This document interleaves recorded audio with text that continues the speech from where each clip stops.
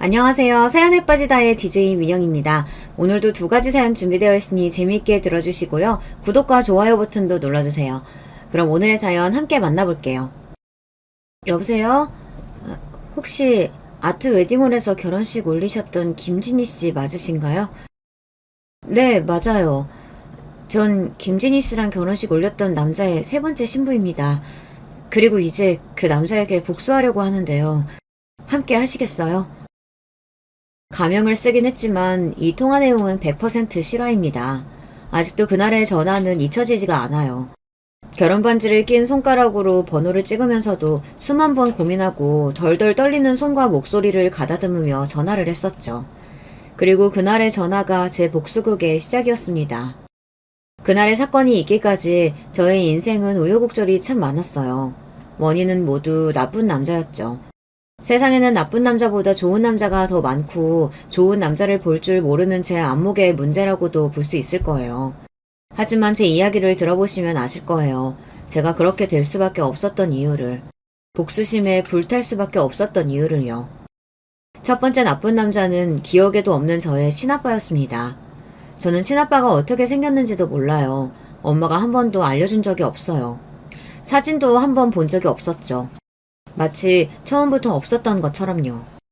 아빠라는 말은 집에서 금기어였고 어린 마음에 왜 우리 집에는 아빠가 없는지 이유를 물어보면 엄마는 크게 화를 냈어요.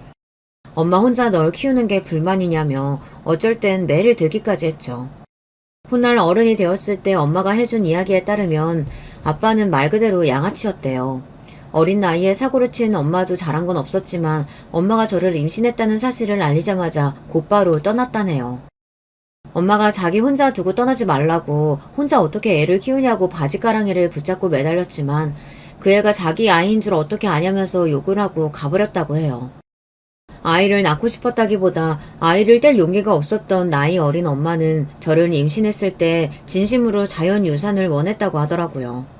배를 꾹꾹 누르기도 하고 간장을 마시기도 하는 등 별의별 민간요법들을 다 써봤는데 그럼에도 불구하고 저는 끈질기게 살아남았다고 하더군요.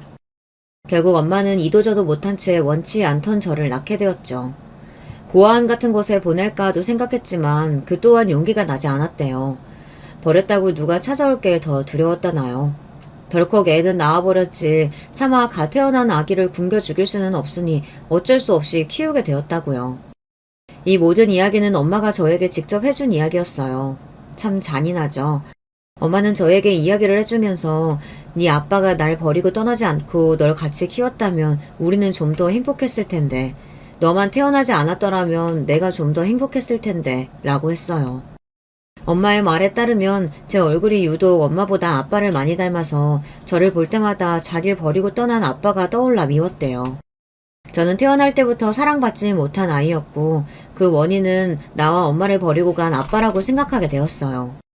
그래도 낳아주고 버리지 않고 키워준 엄마를 차마 미워할 순 없으니 얼굴도 모르는 아빠라는 존재를 미워할 수밖에 없었죠. 엄마는 제가 초등학교에 입학할 때까지 저를 혼자 키웠어요. 엄마는 식당 직원으로 취직해서 아침부터 저녁까지 일했고 저는 어린이집 선생님들 품에서 컸습니다. 저는 가장 먼저 어린이집에 등원하고 가장 늦게 하원하는 아이였죠. 아기 때의 일은 잘 기억나지 않지만 아무도 없는 어린이집에서 하염없이 엄마를 기다리던 기억 하나가 이상하게 잊히지 않아요. 밖은 해가 져서 깜깜하고 조용한 교실 안에서 바깥 계단을 올라오는 엄마 발소리가 나기만 기다리던 그때. 엄마가 저를 찾아러 왔다고 해서 한달음에 어린이집 현관으로 가면 지치고 차가운 눈으로 나를 바라보던 엄마. 엄마는 제가 초등학교 입학할 때쯤 다른 남자를 만나 결혼을 했어요.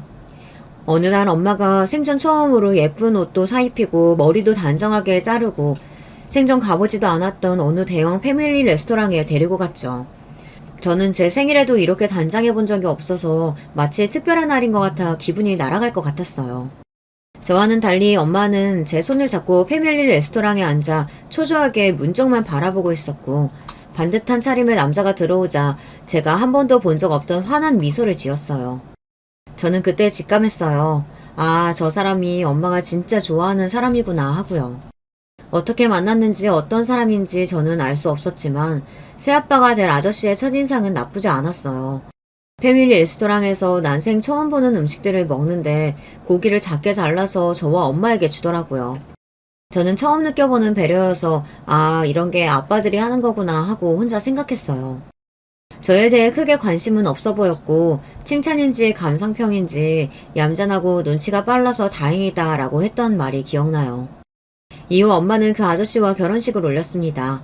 저는 마치 그들의 가족이 아닌 양 결혼식장 한쪽 구석에 앉아 웨딩드레스를 입은 엄마를 바라보고 있었죠. 엄마는 동화책에 나오는 공주님처럼 눈부시게 아름다웠어요. 저 같은 건 감히 다가갈 엄두도 못 낼 정도로요. 엄마는 가끔 제가 얌전히 잘 있는지 눈으로 살필 뿐 말 한마디 걸지 않았어요. 초대받지 못한 결혼식에 온 느낌이었죠. 그리고 그것이 제가 앞으로 겪게 될 인생이기도 했고요. 저와 엄마는 새아빠의 집으로 이사했어요. 나름 제 방도 따로 생기고 책상도 새로 사주고 환경은 전보다 훨씬 좋아졌죠. 엄마는 새아빠에 대해 이제부터 아빠라고 불러라 하는 말 이외에 별다른 설명도 없었어요. 새아빠 역시 저를 어색해할 뿐 관심도 없었죠. 저는 알아서 있는 듯 없는 듯 제 방에 조용히 틀어박혀 살았어요. 애초부터 없었던 애정이었기에 그런 생활이 아쉽지는 않았죠. 오히려 좋은 환경에서 살 수 있게 해주셔서 감사하다고 생각했어요. 그 마음이 변하게 된 건 동생이 태어나면서부터였어요. 사람의 마음은 상대적이잖아요. 엄마는 배가 불러올수록 예민해져서 제가 조금만 신경을 거슬리게 해도 화를 냈고 새아빠도 제가 언제 어디서 뭘 하는지는 관심도 없었지만 뱃속의 아기를 위해서라면 새벽에도 편의점에 나갔다 올 정도로 열의를 보였어요. 아, 저런 것이 축복받고 태어나는 아이의 모습이구나. 저는 동생이 태어나기 전부터 그걸 알게 되었죠. 태어나기 전부터도 그렇게 관심을 쏟았는데 동생이 태어났을 때는 엄마와 새아빠가 얼마나 기뻐했겠어요. 저는 그 집에서 없는 사람인 듯 엄마와 새아빠는 동생만 애지중지했죠. 한 번은 제가 감기에 걸려 열이 났었는데 엄마가 방에 해열제와 죽을 놔두고 절대 방 밖으로 나오지 말라고 하더라고요. 동생에게 옮길까봐 그런 거였죠. 저는 열 때문에 오들오들 떨면서 방 밖에서 나는 엄마와 새아빠 그리고 동생의 웃음소리를 들으며 소리 죽여 눈물을 흘렸어요. 동생이 태어나면서 진실을 깨닫게 되었죠. 내가 축복받지 못하고 태어났고 사랑받지 못하고 살고 있는 존재라는 것을. 제가 태어나고 싶어서 태어난 게 아닌데 왜 날 낳아놓고 사랑을 해주지 않는지 이해할 수 없었어요. 저도 동생처럼 사랑받고 싶어 공부도 열심히 하고 학교에서도 모범생이 되었지만 엄마와 새아빠의 관심은 온통 동생뿐이었죠. 그렇게 부모에게 방임과 학대의 어느 경계에서 양육되며 저는 당연하게도 애정결핍이 생겼던 것 같습니다. 저는 제게 조금이라도 관심을 주고 애정을 주면 제 간 쓸개도 다 빼줄 것처럼 굴었어요. 처음에는 그 모습이 친구 관계에서 나타났어요. 짝꿍이 저를 좋아하면 저는 제가 가진 것들을 다 줘버렸죠. 연필, 지우개, 머리핀 같은 사소한 것에서 나중에는 옷이나 가방 같은 물건도 막 주기 시작했어요. 엄마에게는 그냥 잃어버렸다고 했고 엄마는 이상하게 생각할 법도 한데 워낙 관심이 없으니 칠칠맞게 물건을 잃어버린다고 다닌다며 핀잔만 주고 내버려 두었어요. 그러다 상대가 뭔가에 삐지면 저는 그 아이마저도 절 떠날까봐 겁을 내며 붙잡으려고 안간힘을 썼어요. 그 아이의 마음을 돌리기 위해 편지를 수백 통 쓰고 그 아이 집까지 찾아가고 그 아이가 좋아하는 물건들을 사기 위해 모아놨던 용돈들을 다 써버리기도 했죠. 나중에는 그런 저의 모습에 질려서 떠나는 친구들도 있었고 그런 저의 행동을 교묘히 이용하는 친구도 있었어요. 담임 선생님이 제 행동이 이상한 것을 눈치채고 저에게 남이 나를 좋아한다고 해서 내 것을 다 줄 필요는 없다 하고 올바른 인간관계에 대해 알려주셨어요. 저도 그때에 돼서야 제가 애정결핍이라는 사실을 알았죠.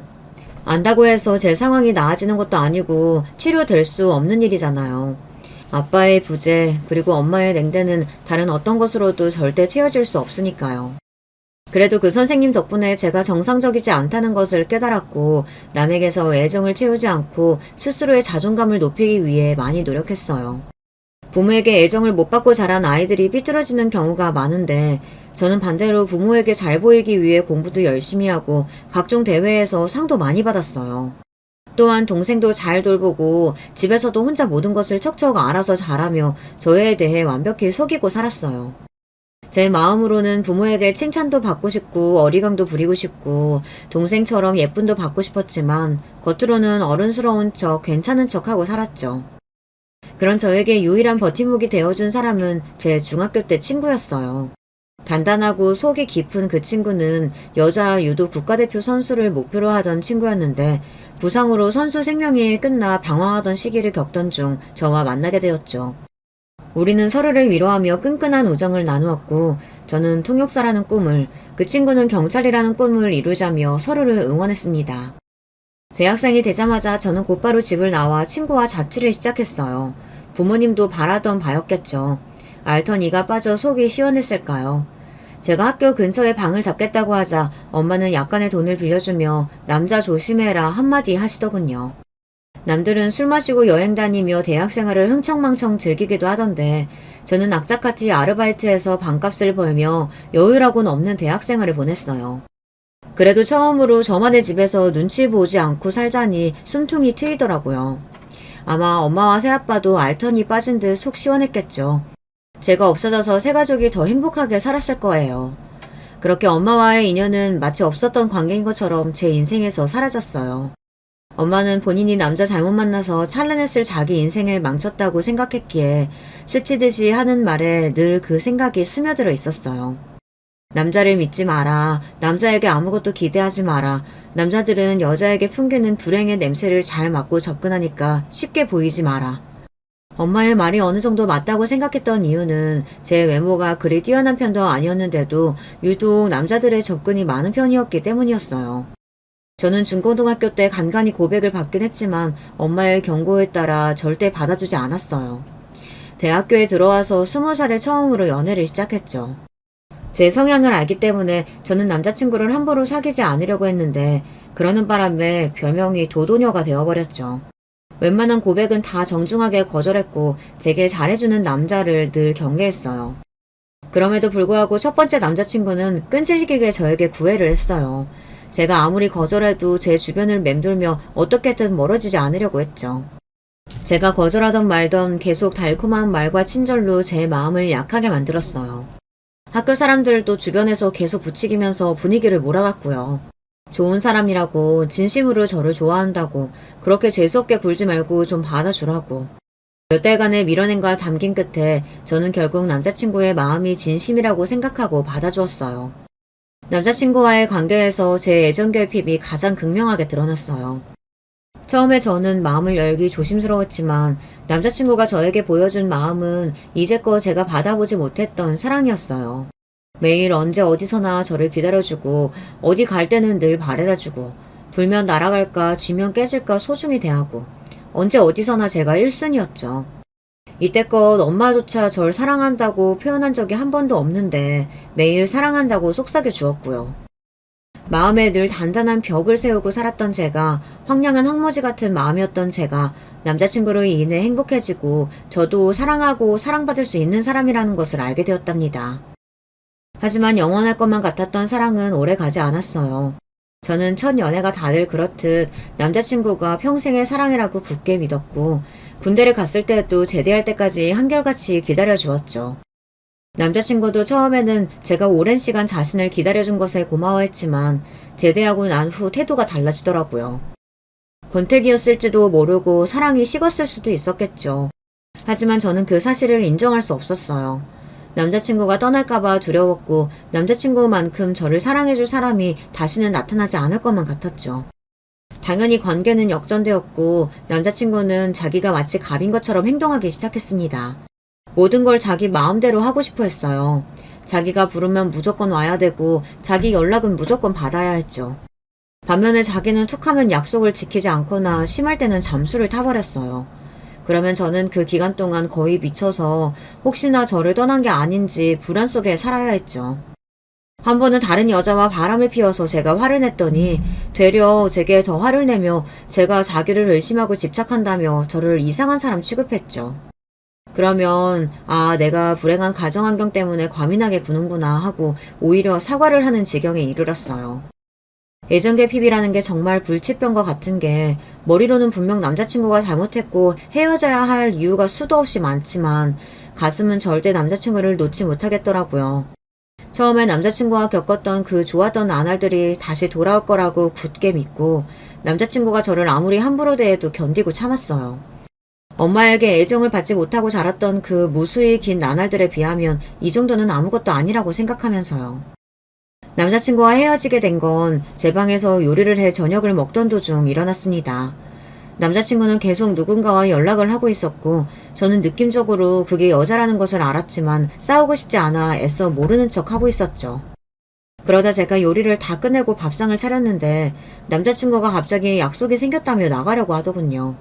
저는 모처럼 남자친구와 오붓하게 저녁 식사를 하려고 장을 보고 재료를 손질하고 식탁 플레이팅을 하며 온갖 노력을 다했는데 자기 맘대로 간다고 하니 갑자기 그간 참아왔던 분노가 폭발했던 것 같아요. 나가려는 남자친구를 붙잡고 요리 다 했는데 누구를 만났느냐고 따졌고 남자친구는 그간 고분고분했던 제가 앙칼짓게 달려드니 당황해서 저를 밀어버렸어요. 하필이면 가스레인지 쪽으로 밀어서 끓고 있던 국물이 엎어져 제 발등에 쏟아지고 말았죠. 저는 발에 화상을 입고 고통스러워했는데 남자친구는 그 와중에도 네가 괜히 오해를 해서 이렇게 되었다며 제 탓을 하더라고요. 그 순간에 마침 집에 들어온 친구가 상황을 보았고 그간의 제 연애 사정을 다 알고 있었던 친구는 크게 분노하며 남자친구를 유도 기술로 바닥에 내려 꽂아버렸어요. 저는 발등의 화상에도 입을 떡 벌리며 공중에서 한 바퀴 돌고 나서 바닥에서 움찔거리는 남자친구를 멍하니 바라보고 있었어요. 그 이후 일은 조금 복잡했지만 잘 해결되었어요. 남자친구는 상해죄로 친구를 고발하려다가 제 발에 화상을 입은 이유가 남자친구의 폭력 때문이었다는 것을 밝혀지면서 오히려 남자친구에게 불리한 상황이 되었죠. 남자친구가 군대까지 기다려준 여자친구를 두고 여기저기 양다리를 걸쳤다는 소문까지 나게 되자 과에서도 남자친구의 평판이 땅에 떨어졌고요. 거기다 저에게 손을 댔다는 소문까지 퍼져 결국 남자친구는 다른 과로 전가하게 되었답니다.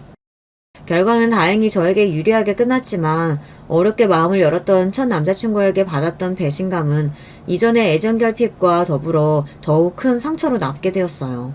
심지어 첫 연애였기에 저는 엄마가 했던 남자를 조심해라 라고 했던 말이 결코 허튼 소리가 아니었음을 절실히 깨닫게 되었죠. 그 이후로도 몇 번의 고백을 받아보긴 했지만 저는 고슴도치처럼 가시를 세우고 접근하는 남자들을 의심의 눈초리로 보게 되었어요. 지금은 저렇게 좋다고 영원할 것처럼 이야기하지만 얼마 안 가 마음이 변할 거라는 의심, 친아빠처럼 떠날 거라는 불안, 그런 요소들 때문에 제대로 관계가 이어질 리 없었죠. 저에게도 문제가 있다는 건 알았지만 마음을 깊이 패인 흉터는 쉽게 아물지가 않더군요. 그렇게 저는 프리랜서로 통번역 일을 하며 혼자 인생을 살아갔습니다. 이따금 외로울 때도 있었지만 친구들이 있어서 별로 문제될 건 없었어요. 특히 중학교 친구는 때로는 제 엄마처럼 언니처럼 저의 든든한 가족이 되어주었죠. 영원한 것은 없다지만 저는 그 친구와는 어쩌면 영원할지도 모른다고 생각했어요. 세월이 가고 30이 훌쩍 넘자 친구들도 하나둘 결혼을 하고 아이를 낳았어요. 사람 심리가 이상한 게 친구들이 그렇게 자기 가정을 꾸리니까 어쩐지 저도 마음이 조급해지더라고요. 게다가 저와 함께 영원할 거라고 생각했던 중학교 친구마저도 결혼을 해버려서 제가 아닌 남편과 살게 되었어요. 혼자 남게 된 저는 더 나이 들기 전에 남자를 만나기라도 해보자는 생각이 들게 되었고 몇 번 연애도 해봤어요. 그러다 남편을 만나게 되었죠. 남편은 제가 만나면 안 되는 착한 남자였어요. 일을 하다 알게 된 남자였는데 가진 게 많진 않았어도 사력 있고 다정한 성격이었죠. 제가 불안감에 감정이 요동치는 타입이라면 그는 물결처럼 잔잔한 사람이었어요. 그런 그 사람과의 연애는 언제나 제게 안정감을 주었어요. 저는 이런 사람이라면 정말 결혼해도 되겠구나 하고 생각했고 남편도 자기 나이도 있고 하니 빨리 결혼하고 싶어 했죠. 하지만 저는 한 가지 이유로 결혼이 망설여졌어요. 저는 남편과 오순도순 행복하게 살기를 원했지만 아이를 갖고 싶지 않았어요. 제 엄마가 저를 미워했듯이 저도 제 아이를 사랑하지 않으면 어떻게 하나 하는 불안이 있었죠. 저는 어쨌거나 정서가 불완전한 사람이었고 엄마는 절대 아무나 돼서는 안 된다는 생각이 강했거든요. 저의 결핍이 제가 낳은 아이에게 영향을 끼치지 않을 정도로 제 내면이 단단해지기 전까지는 아이를 낳아서는 안 된다고 생각하고 있었어요. 남편은 제 이야기를 듣고 저를 이해한다고 하면서도 살다 보면 마음이 바뀔 수도 있다고 하며 아이에 대한 여지를 조금 남겨놓았죠. 그렇게 저와 남편은 결혼을 하게 되었습니다. 둘 다 허례허식은 필요 없다고 생각했고 저의 경우에는 부모님에게 굳이 알리고 싶지 않았기에 결혼식은 올리지 않고 혼인신고만 했어요. 남편은 부모님이 시골에 사시고 자기가 장남이라 아이를 갖지 않기로 결정했다고 하면 부모님이 인정하지 않으실 거라고. 그래서 일단 동거하는 것으로 하자고 했기 때문에 저희의 결혼은 안 한 것 같았죠. 그래도 저희는 행복했어요. 함께 먹고 자고 일상을 공유하고 저는 어릴 때처럼 영원할 거라고 생각하기보단 현재에 충실하자는 생각으로 남편과 만든 이 작고 행복한 가정을 지키고자 노력했어요. 하지만 행복은 그리 오래가지 못했습니다. 결혼한 지 1년 정도 지났을까 갑자기 시골에 사신다는 시부모님이 예고도 없이 집으로 쳐들어왔어요. 한 번도 뵌 적 없던 시부모님은 다짜고짜 제 머리부터 잡았죠. 입에 담을 수 없는 욕설과 함께 감히 내 아들을 꼬여내 몰래 결혼을 해 하며 저를 때리고 발로 찼어요. 뒤늦게 달려온 남편이 겨우 시어머니를 뜯어 말리며 끌고 나갔고 이후에 어떻게 일이 흘러갔는지는 잘 기억나지 않아요.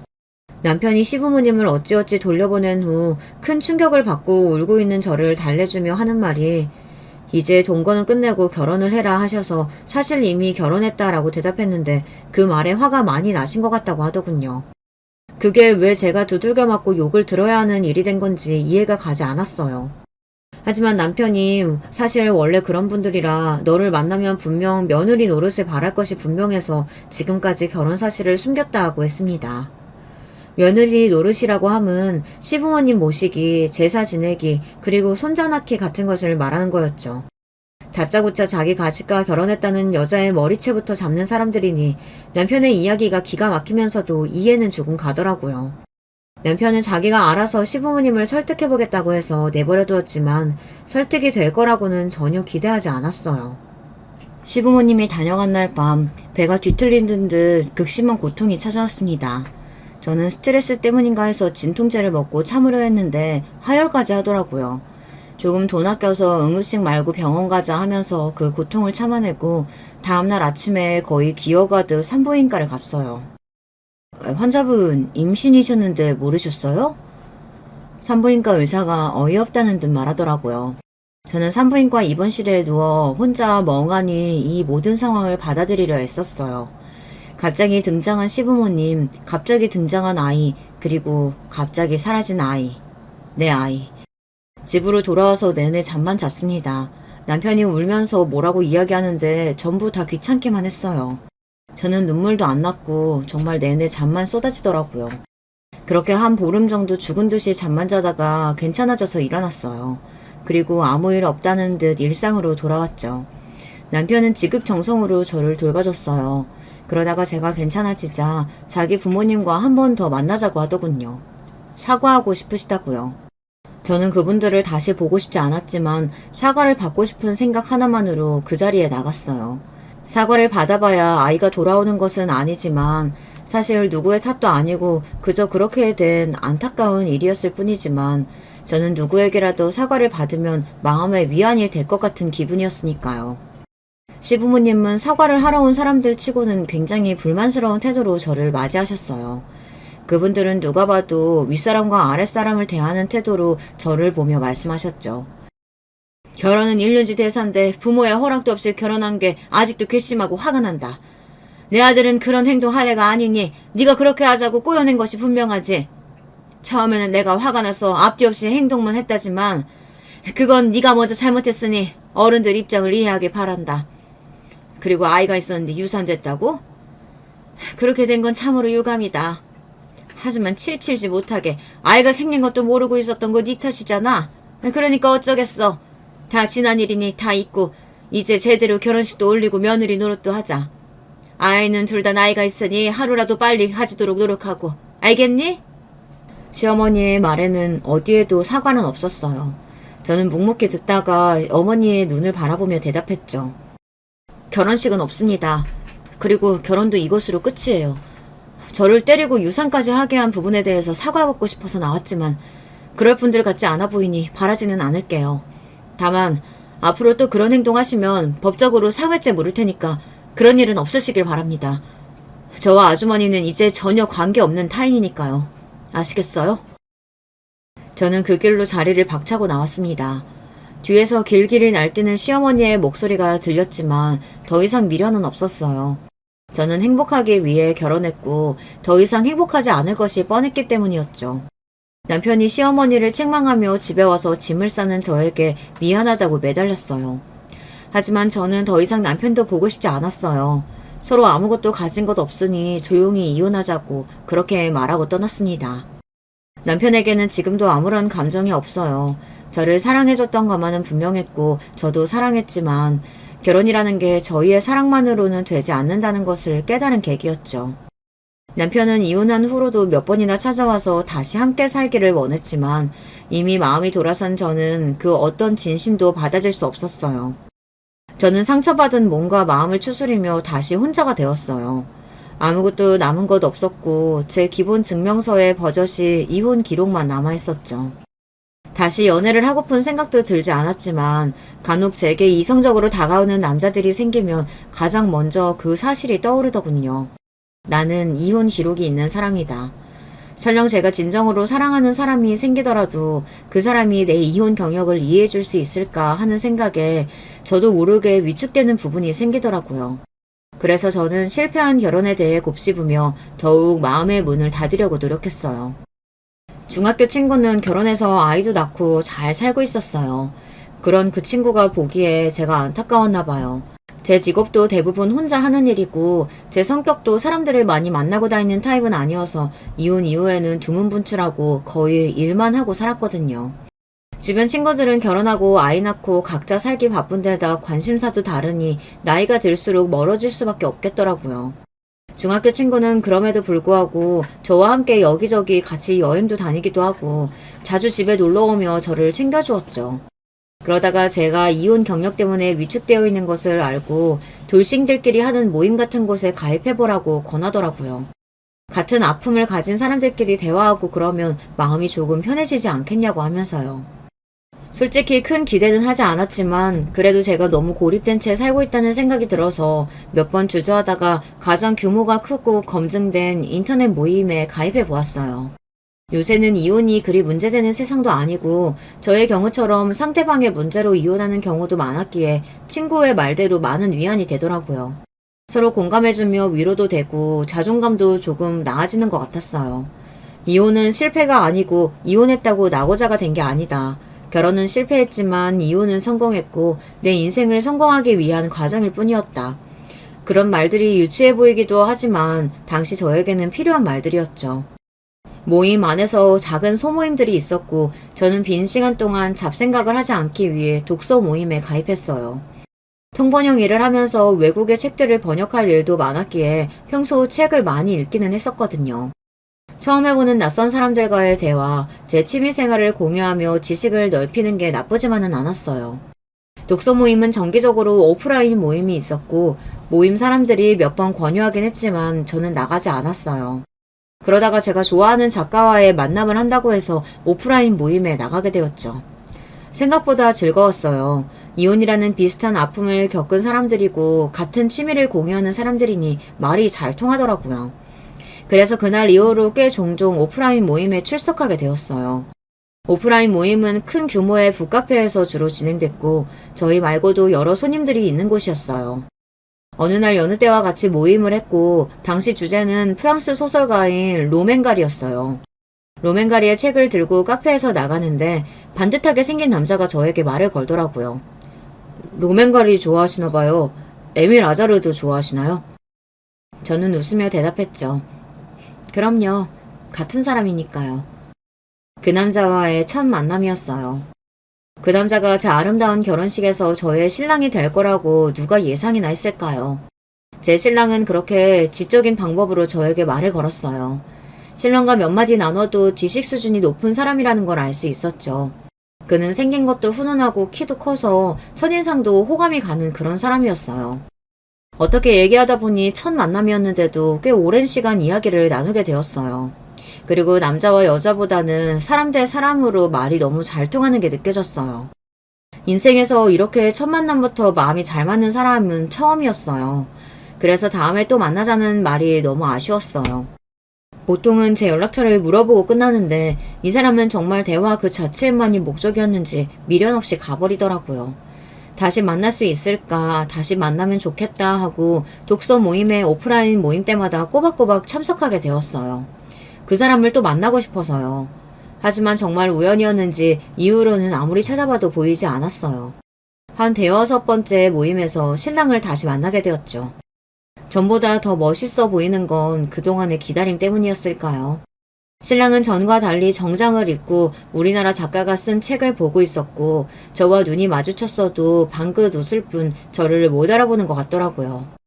용기 내서 신랑에게 다가가 오늘은 프랑스 작가가 아니네요 하고 말을 걸었더니 잠시 당황해하다가 아 하며 저를 기억해내더군요. 저는 이번에는 놓치기 싫어서 먼저 연락처를 물어보았고 신랑도 흔쾌히 알려주었어요.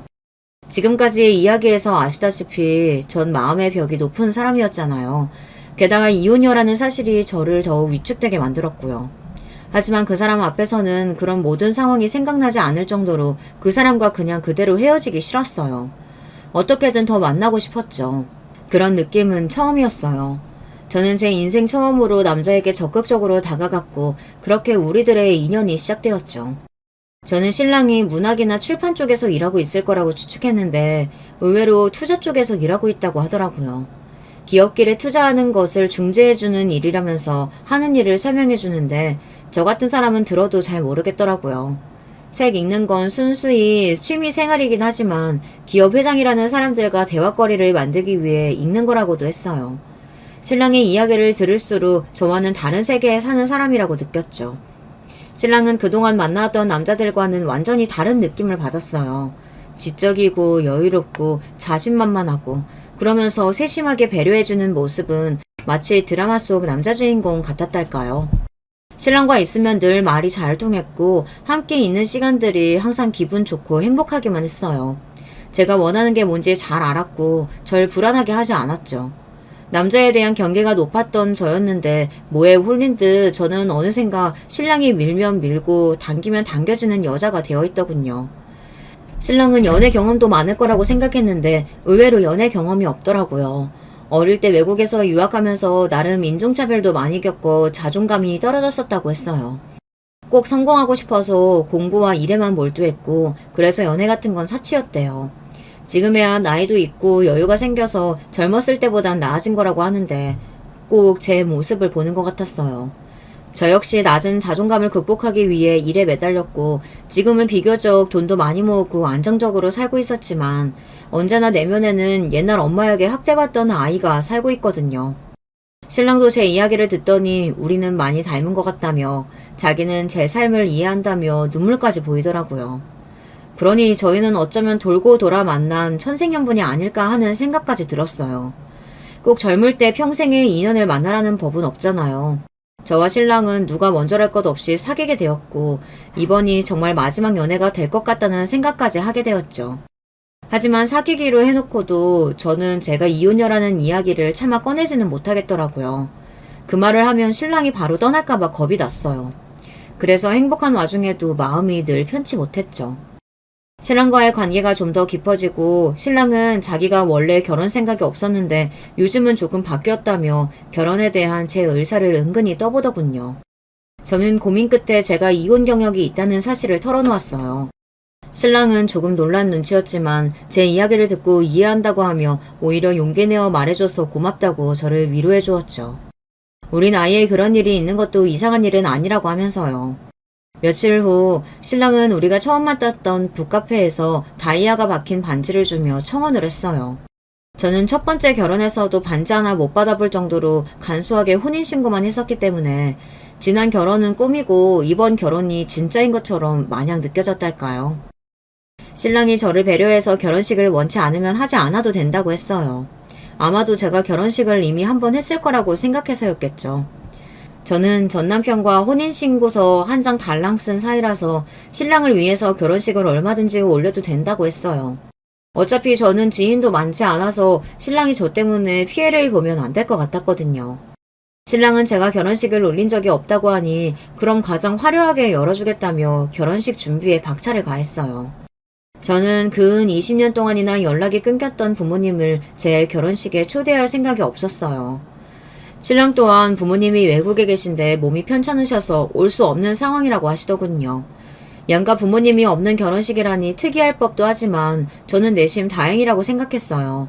영상통화로 신랑의 부모님께 간단히 인사를 드리는 것으로 상견례는 끝냈죠. 신랑의 부모님도 미안해하시며 결혼을 축하해 주셨어요. 저는 첫 결혼식 때 시댁에 대해 호되게 당했던 경험이 있어서 시댁의 이런 상황마저 저에게 운명같이 느껴졌어요. 결혼식을 준비하면서 신혼집도 찾아보았어요. 신랑은 마음에 드는 집이 시세에 비해 싸게 나왔는데 요새 회사에 일이 조금 있어서 현금이 부족하다고 돈을 빌려달라고 하더라고요. 저는 지금까지 살면서 모은 돈 전부에 집을 담보로 대출까지 받아서 그 돈을 신랑에게 전부 붙였어요. 신랑이 몇 달 후 보너스가 들어오면 갚겠다고 하기에 어차피 결혼하면 당신 돈이 내 돈이고 내 돈이 내 돈이라고 허세도 좀 부렸죠. 신랑이 산 그 집은 서울 도심 한복판에 한강이 보이는 너무나 좋은 집이었어요. 부동산 계약서에 저와 신랑의 이름이 딱 쓰여 있었죠. 마지막으로 결혼식장을 몇 군데 돌아보았어요. 다들 화려하고 멋지더라고요. 이런 곳에서 웨딩드레스 입고 아름다운 신부가 되어 결혼을 한다고. 저는 더 이상 예전에 엄마가 새아빠와 결혼식을 할 때 구석에서 바라만 보던 초대받지 못한 손님이 아니었어요. 이제는 제가 주인공이었죠.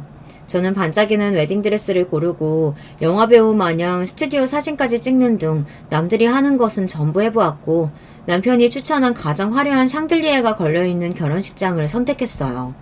계약서에 사인을 할 때 계약서를 가져온 직원이 계속 신랑의 얼굴은 힐끔힐끔 봐서 기분이 좋지만은 않았지만 신랑이 좀 훈훈하게 생기긴 했지 하며 넘겼어요. 외모며 성격이며 재력까지 갖춘 신랑이니 누구나 부러워할 남자 아니겠어요. 결혼식 당일 새벽부터 결혼식의 주인공이 되기 위해 바쁘게 움직였어요. 사실 처음 결혼도 아니었지만 마치 첫 결혼을 하는 것 같은 느낌이었어요. 이제부터 새로운 출발이야. 이제 행복한 일만 남았어. 저는 주문을 외우듯 그렇게 되새기며 신랑의 손을 잡고 샹들리에가 멋진 결혼식장으로 향했어요. 신부 대기실에서 저는 중학교 친구와 함께 예식을 기다리고 있었어요. 중학교 친구는 제 결혼식을 누구보다도 축하해주긴 했지만 너무 갑작스럽게 올리는 예식에 계속 찜찜해하고 있었어요. 결혼식 직전까지도 신랑이 외국에 출장 가는 등 너무 바빠서 서로의 지인들에게 소개하거나 그런 자리를 못 만들었거든요.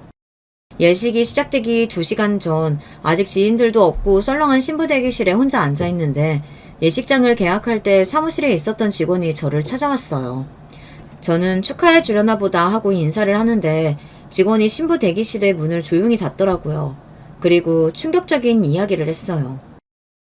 신부님, 제가 정말 큰 실수하는 걸 수도 있는데 이대로 결혼식 해버리면 안 될 것 같아서 제가 잘릴 각오하고 말씀드리는 건데요.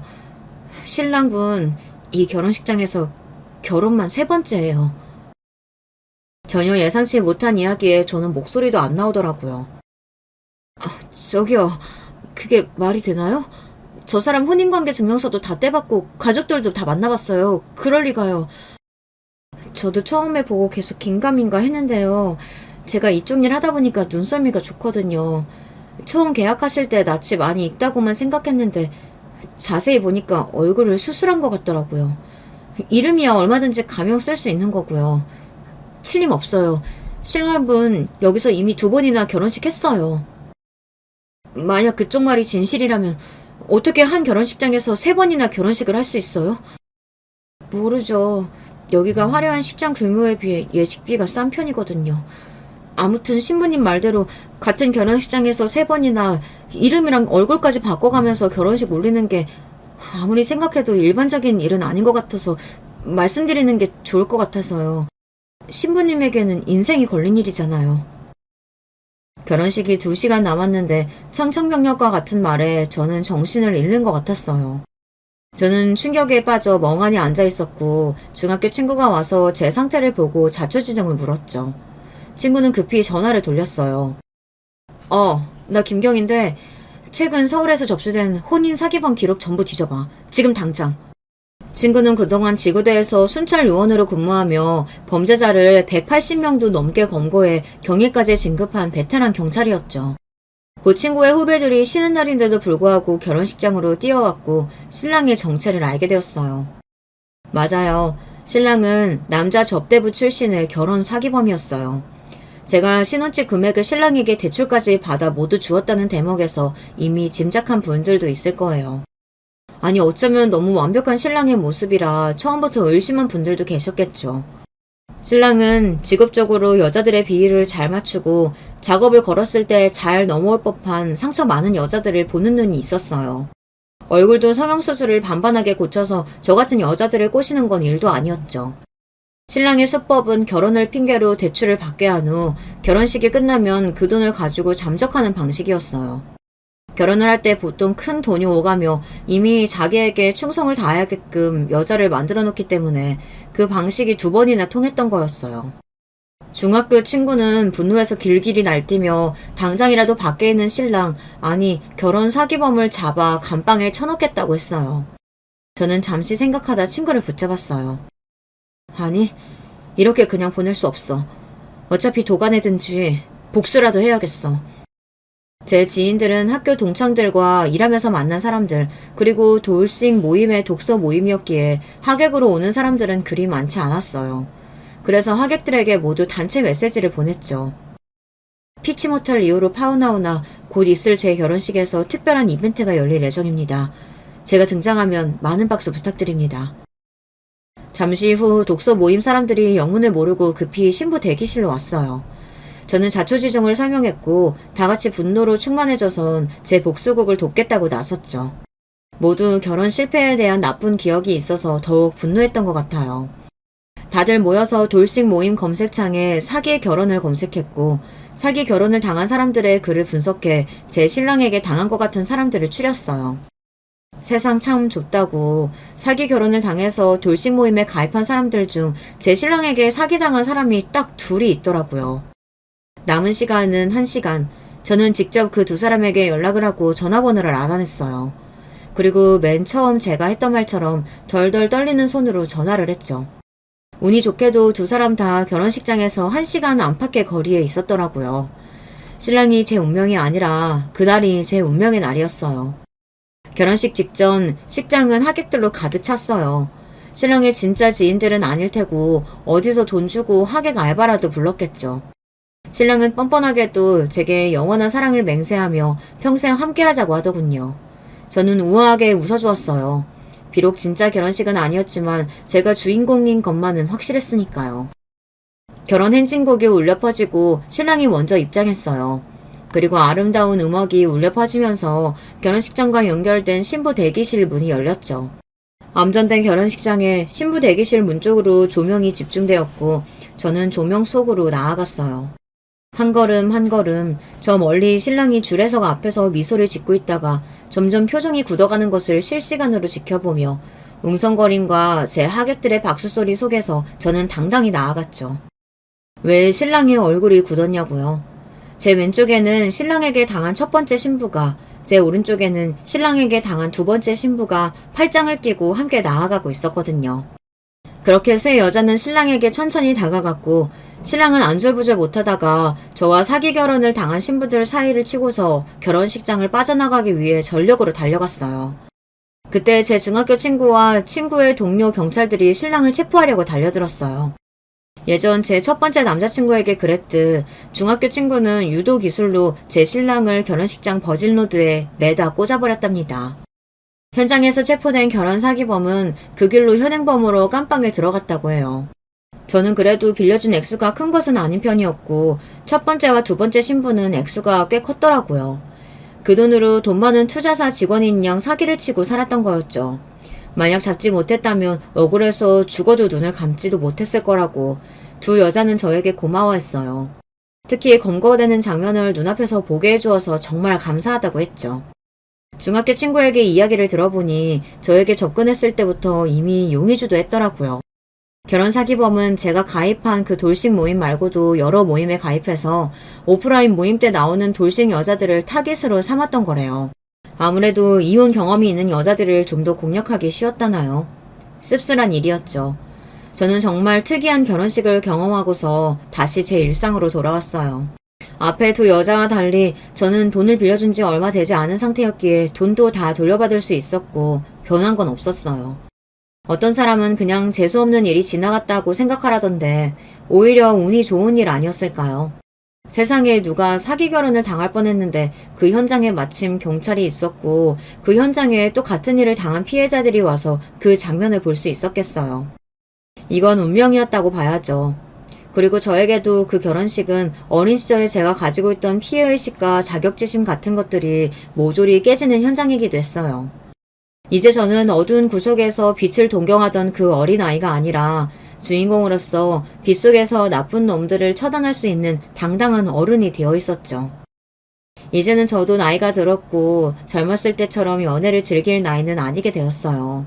더 이상 외로움을 느끼거나 미련을 가지는 나이도 아니고요. 많은 일들이 있었고 상처도 받았지만 저는 아직도 희망해요. 제가 사랑하고 또 저를 사랑해주는 남자를 만나 함께 인생의 황혼을 맞이하는 그날을요. 많았던 상처 덕분에 저는 더욱 단단해졌고 이제는 진짜 사랑을 할 수 있을 거라고 저는 믿고 있답니다. 안녕하세요. 어디서부터 시작을 해야 좋을지. 일단 제 시댁 소개부터 간략히 해볼까 싶어요. 제가 결혼한 남편은 3남매 중에 둘째였어요.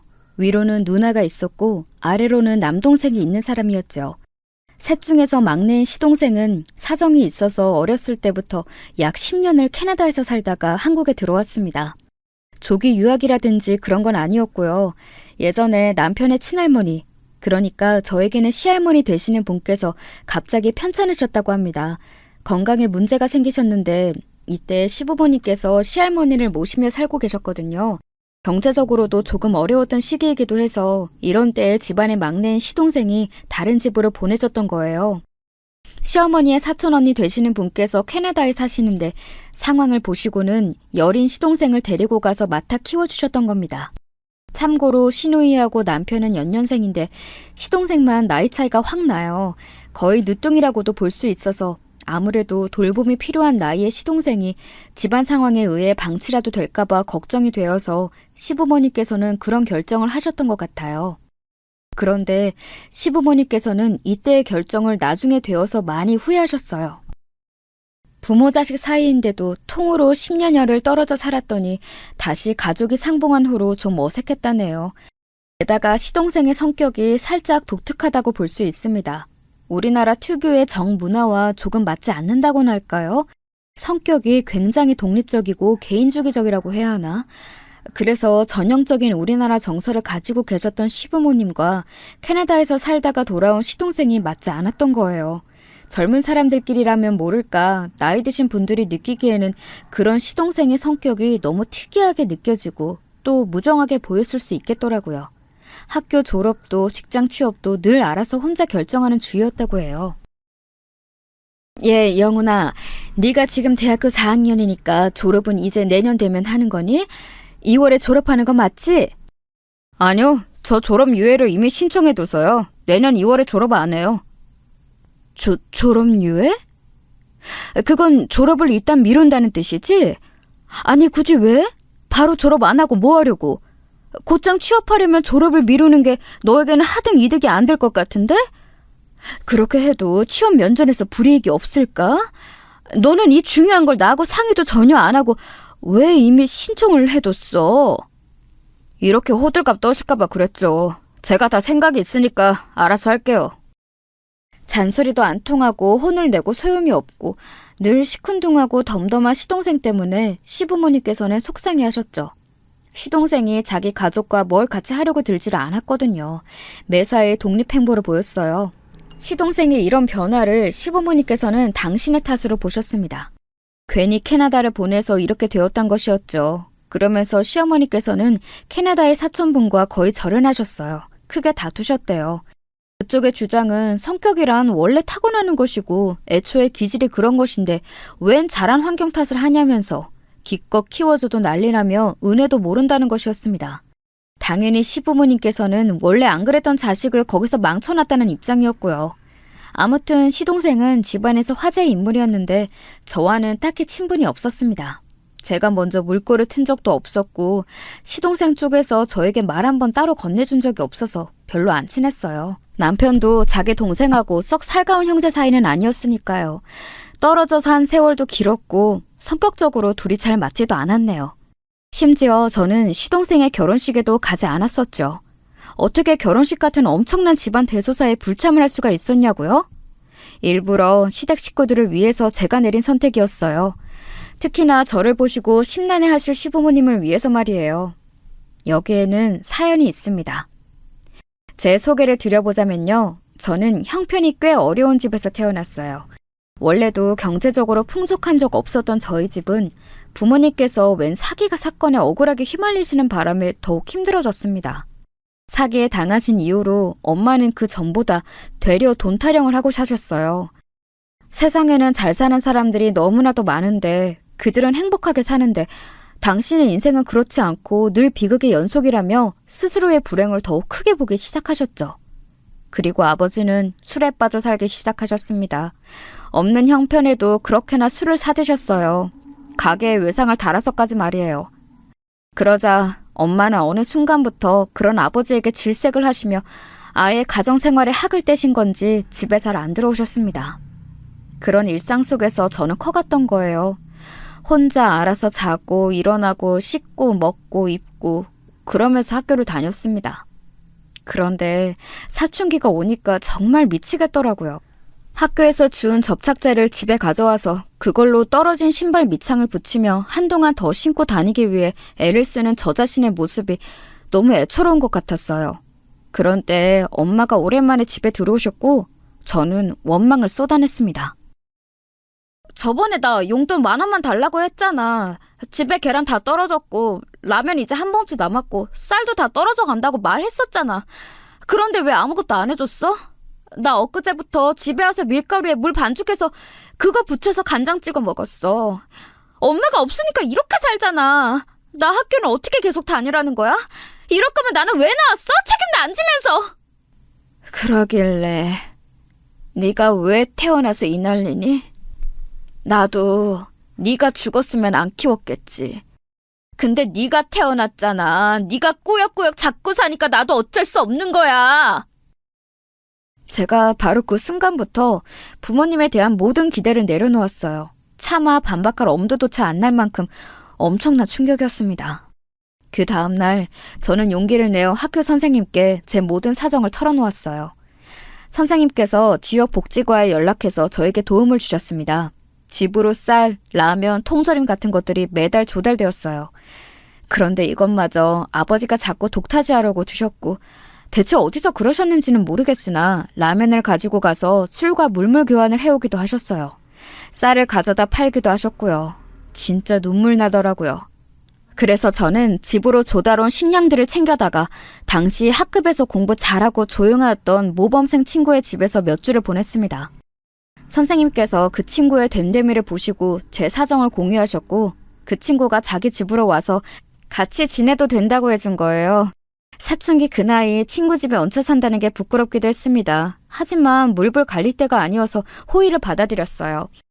그 친구는 부친께서 타지에 나가 일을 하고 계셨고 모친께서는 편찮으신 친척 어르신들을 간병하느라 거의 병원 생활을 하고 계셨어요. 두 분 다 흔쾌히 저를 허락해 주셨죠. 덕분에 저는 굶을 걱정 없이 생활하며 학교를 다닐 수 있었습니다. 고등학교에 올라가면서부터는 아예 기숙사 생활을 했고요. 그 친구는 부친의 일터를 따라 이사를 가게 되면서 고등학교가 저와는 아주 멀어졌는데요. 아쉬운 마음이 컸는데 그 친구가 자기 용돈을 모았던 돈으로 저에게 작별 선물이라며 나이키 운동화를 사주었어요.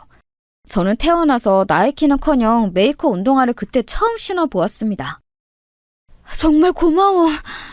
내가 아무것도 해준 게 없고 민폐맞게 쳤는데 너는 나한테 베풀기만 해주네. 너무 고맙고 미안해서 어떻게 보답을 해야 할지 모르겠다. 연주야, 우리 엄마 아빠가 그러시는데 네가 집이 가난해서 힘든 것보다 부모님의 사랑을 받지 못해서 더 힘든 걸 거라고.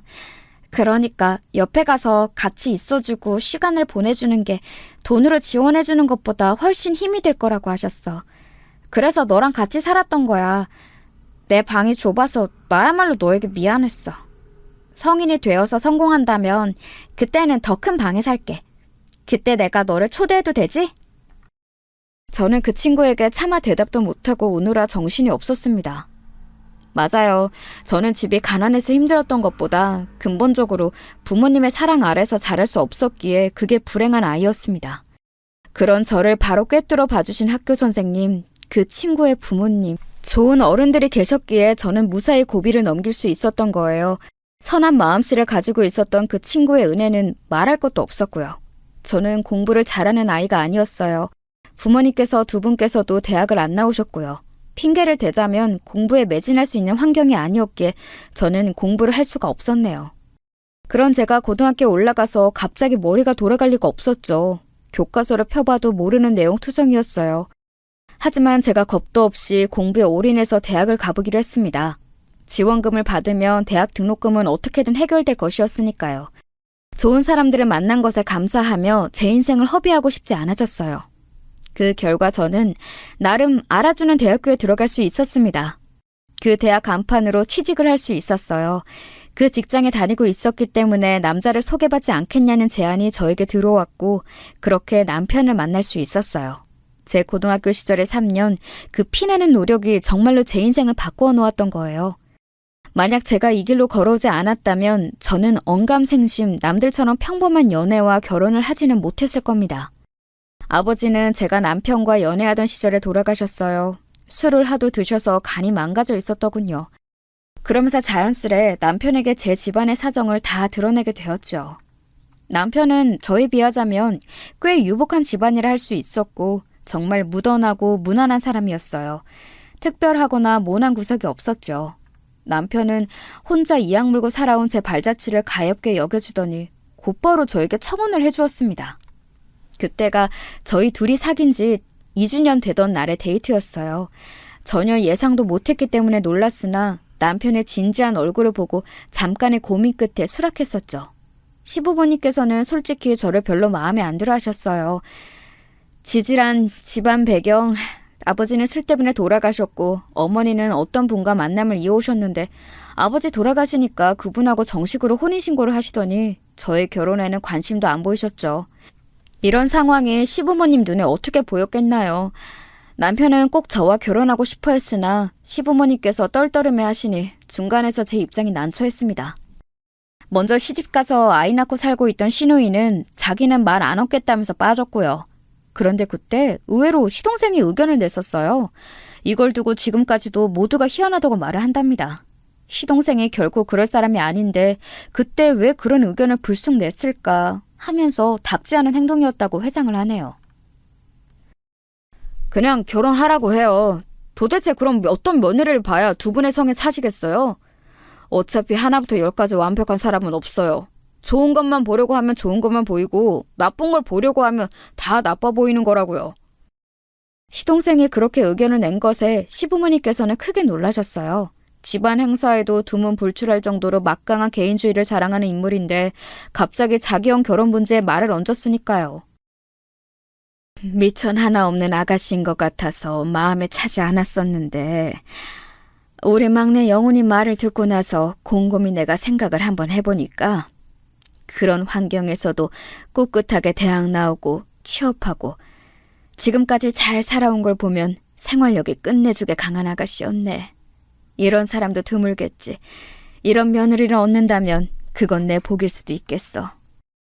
시어머니께서는 피식 웃으며 그런 말씀을 하셨고 뜻을 돌려서 저와 남편의 결혼을 축복해 주셨어요. 시아버지께서 작은 아파트를 내어주셔서 거기서 행복한 결혼 생활을 시작할 수 있었습니다. 집안 사람들은 모두 우스갯소리로 대체 시동생은 어떤 여자를 나중에 데려오려고 저렇게 밑작업을 한 것이냐며 기대가 된다고 했었습니다. 필시 보통 여자를 데려올 게 아니기 때문에 일부러 그렇게 행동했던 거 아니냐는 거였죠. 남편도 되게 궁금했었어요. 진짜 다들 얘기하는 것처럼 영혼인 녀석 본인이 집에서 허락받기 쉽지 않을 것 같은 여자하고 결혼할 계획이 있으니까 일부러 그때 우리 편 들어줬던 거 아닐까? 대체 나중에 누굴 데리고 올지 궁금하고 기대가 된다. 글쎄, 내 생각에는 아버님, 어머님의 허락을 그렇게 중요하게 생각 안 하고 있을 것 같아서 그냥 본인 마음에 드는 여자하고 후딱 결혼할 것 같아. 왠지 엄청 똑똑하고 자기 주장 강한 여자를 만날 것 같단 말이지. 외국 생활도 아주 오래 해서 사고방식에 깨어있는 여자와 결혼할 게 틀림없어. 나는 생각이 반대야. 오히려 수더분하고 조용하고 내성적인 여자를 데려올 것 같아. 자기가 최고로 잘났다고 생각하는 사람들은 은근히 자기 같은 사람을 잘 안 만나더라. 자기하고 안 부딪힐 만한 사람을 만나는 게 편한가 봐. 우리 혹시 내기할까? 영훈이 녀석이 어떤 여자하고 결혼하는지 내기해서 진 사람이 이긴 사람 소원 두루지기 하자. 저희 부부는 그런 소소한 내기를 했었죠. 신혼을 더 즐기다가 아기를 갖고 부모가 되어 열심히 살고 시동생이 결혼해서 가정을 꾸리는 것도 보고 그렇게 미래를 살아가리라 여겼습니다. 결혼한 지 딱 1년 만에 임신 소식을 알았을 때까지만 해도 더할 나위 없이 행복했습니다. 그러나 당연하게 보였던 미래는 저희 부부의 눈앞에서 사라졌어요. 모든 게 물거품이 되었습니다. 제 남편이 뺑소니 교통사고를 당해 한순간에 명을 달리했습니다. 고등학교 동창 몇 명과 모처럼 만나서 강원도 펜션에 1박 2일로 놀러 갔던 남편이었어요. 그런데 저는 기묘하게도 그 며칠 전에 꿈자리가 사나웠죠. 그래서 남편이 거기를 안 갔으면 하고 바랐어요. 남편은 제가 임신을 해서 호르몬 문제로 자꾸 감정이 널뛰는 거라 그랬고 제 불안을 전해들은 시어머니께서는 쓸데없는 소리 마라라고 하셨죠. 네가 요새 일도 그만두고 집에만 있으려니 우울하고 힘든 건 알겠는데 그걸 핑계로 우리 영복이를 주말에 집에 잡아두려고 하지 마. 간만에 자기 친구들하고 만나서 회포를 푼다는데 네가 그걸 이해 못해주면 어떡하니? 그게 아니라 정말로 불안해서 그러는 건데 어머니께서 그렇게 말씀하시니 제가 괜한 말을 했던 것 같아서 조금 반성이 되네요. 놀러 갈 준비로 지난달부터 설레했던 사람인데 제가 초장부터 분위기를 망쳤나 봐요. 그냥 잘 다녀오라고 그렇게 말해줄게요. 그래, 잘 생각했다. 우리 영복이는 임신한 처 냅두고 어디 불순하게 쏟아낼 애가 아니니까 이상한 걱정이라 하지 말고 재미있게 놀다 오기만을 빌어줘. 그랬던 시어머니께서는 남편의 죽음 앞에 혼절하셨었죠. 새벽 1시가 다 되어갔을 무렵 남편은 친구 한 명과 펜션에서 좀 떨어진 곳의 편의점에 주전부리를 사러 갔다가 변을 당했습니다. 동행했던 친구는 현장에서 숨을 거두었지만 남편의 숨이 붙은 채 병원으로 이송되어서 저를 비롯한 가족 모두의 간절한 기대를 받았습니다. 저는 그렇게까지 아파본 적도 병원 생활을 해본 적도 없었기에 몰랐는데 병원 신세를 지고 있다는 것만으로도 천문학적인 금액이 나오더군요. 사랑하는 가족이 생과 사의 갈림길에서 누워있는데 병원비에 찍힌 0이 몇 개인지 보고 놀라야 하는 상황이 많이 처참했던 듯 싶네요. 남편은 좋아졌다 나빠졌다 상태를 반복하다가 결국 끝내는 눈을 떠보지 못한 채 병원으로 이송된 지 3주하고도 5일 만에 한 달을 채우지 못하고 세상을 떠났습니다.